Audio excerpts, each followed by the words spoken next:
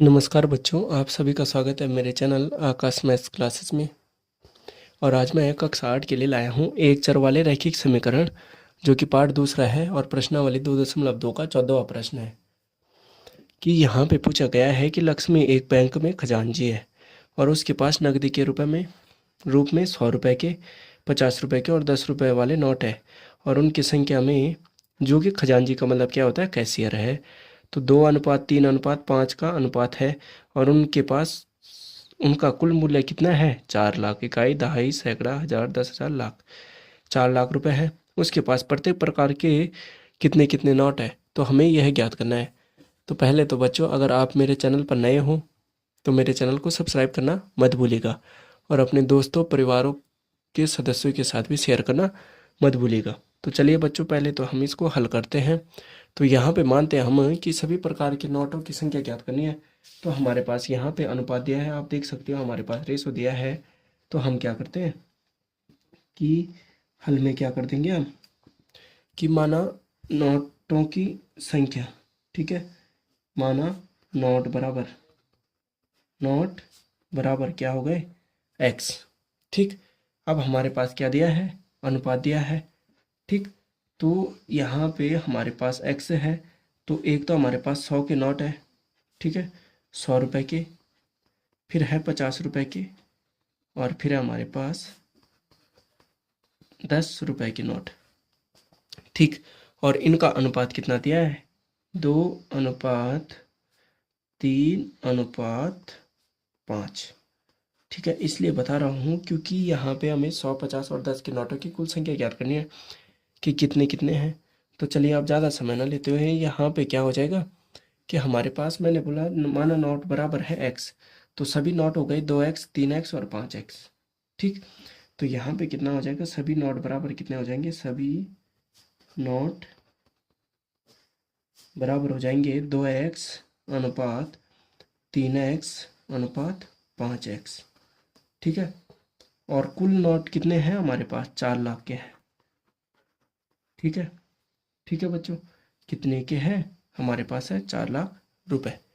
ठीक। तो 4 लाख है, तो x को हमने यह माना है, तो क्या हो जाएगा कि 4 लाख रुपए माना है, तो तब हमारे पास क्या हो जाएगा बच्चों, हमारे पास हो जाएगा कि हम यहाँ पे इसको सरल करने के लिए हम क्या करेंगे, हम कर देंगे यहाँ पे कि 100 रुपये के नोट है। ठीक। तो 100 रुपये के नोट है, तो हमारे पास x को माना है 2 अनुपात है, तो 2 × 100 हो जाएगा। ठीक। 100, 2x × 100। ठीक। धन कितना हो जाएगा, 3x × 50। धन कितना हो जाएगा, 5x × 10 बराबर 4 लाख। ठीक है बच्चों, 3, 4, 5, 4 लाख हो गए। 4 लाख हो गए, तो यहाँ पे कितना हो जाएगा, 100×2 200x, और 5×3 = 15, 150x। धन कितना हो जाएगा, 5×10 = 50x बराबर कितना हो जाएगा, 4 लाख। 1, 2, 3, 4, 5। ठीक। 4 लाख हो गया। तो अब इन सभी का योग कर देते हैं, तो 200, और 200 में हमने 50 जोड़ा तो 250, और 250 में 50 जोड़ा तो 300, और 300 में 100 जोड़ने पर कितना हो जाएगा, 400x। ठीक है। तो हमारे पास x की वैल्यू कितनी हो जाएगी, 400x बराबर कितना हो गया, 4 लाख। 3, 4, 5। ठीक।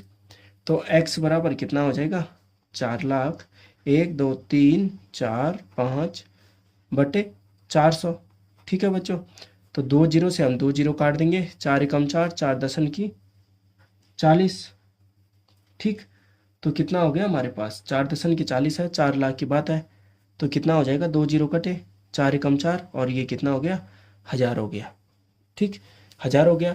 तो x बराबर हमारे पास कितना आ गया, 1000। तो अब जब 1000 आ गया, तो ये तो हमारा हो जाएगा इतना। ठीक। ये माना है हमारा इतना बच्चों, तो तब क्या हो जाएगा हमारे पास, 1000 के बाद हम क्या कर देंगे कि 50, 100 के नोटों की संख्या। ठीक। यहीं पे कर देते हैं कि 100 के नोट। ठीक है, 100 के नोट। फिर है हमारे पास 50 के नोट। ठीक। ठीक है बच्चों, 50 के नोट।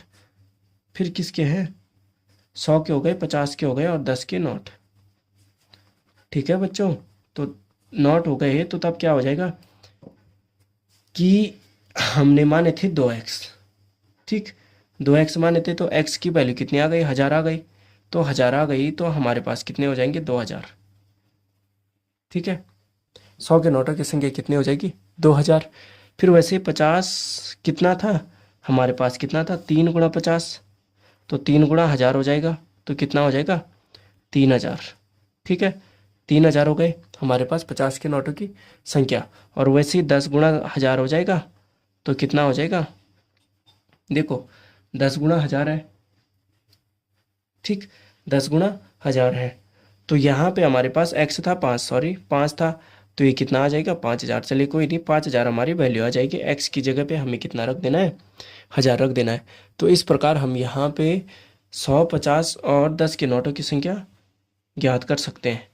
तो उम्मीद करता हूँ बच्चों कि आपको मेरा ये टॉपिक समझ में आया होगा। अगर आपको मेरा ये टॉपिक समझ में आया है तो अपने दोस्तों और परिवार के सदस्यों के साथ शेयर करना मत भूलिएगा, जो कि तुम्हारी क्लास के साथ के मित्र है या अपने दोस्तों के साथ। तो इस प्रकार हम यहाँ पे इसको हल करते हैं, एक चर वाले रैखिक समीकरणों पर आधारित प्रश्नों को।